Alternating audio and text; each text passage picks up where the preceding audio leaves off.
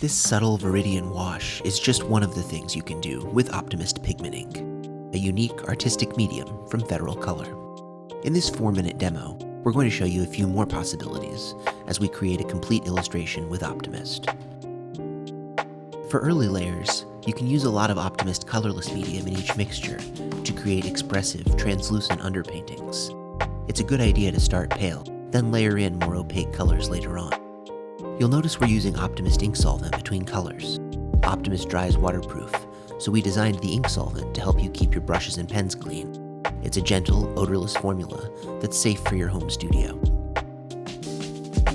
Optimist is very pigment dense, so even when it's diluted with colorless medium and used for glazing, like we're doing here, it can produce beautiful, high chroma colors.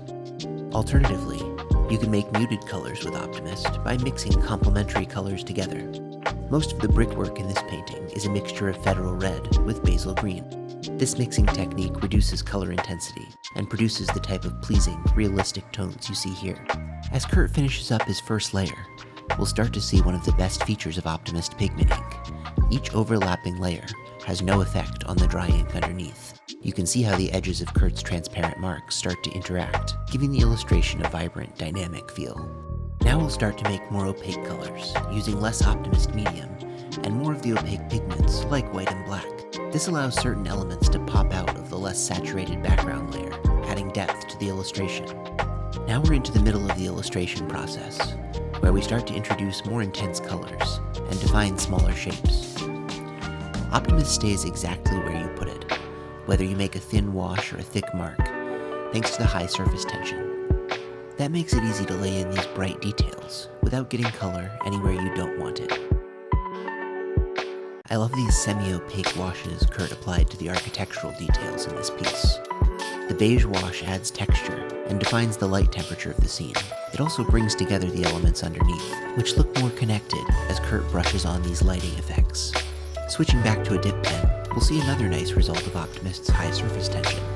It coats nibs beautifully and produces smooth, continuous, highly saturated line work. Using Optimist white as a base color, Curt mixes in small amounts of black and red to create the various highlight colors in this piece. The previous layers are covered completely, producing highlights that jump off the page.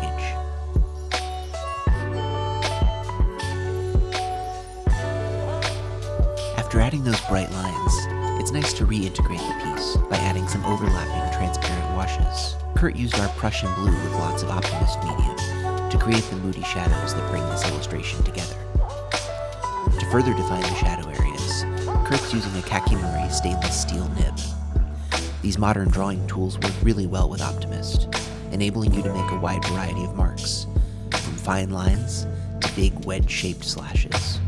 As we reach the final layer, you can see that Curt's using undiluted Optimist inks.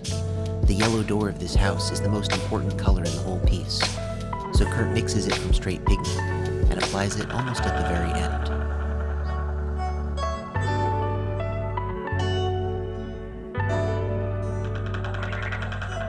Now a few final details to round out this illustration.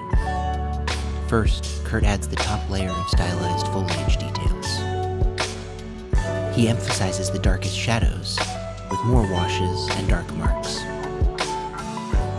These quick gestures in the final layer do a surprising amount of the representational work.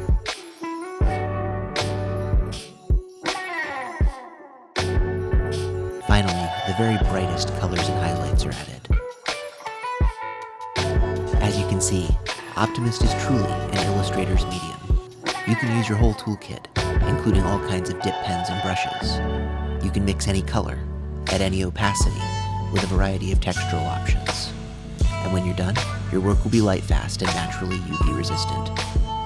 Now this one's ready for framing.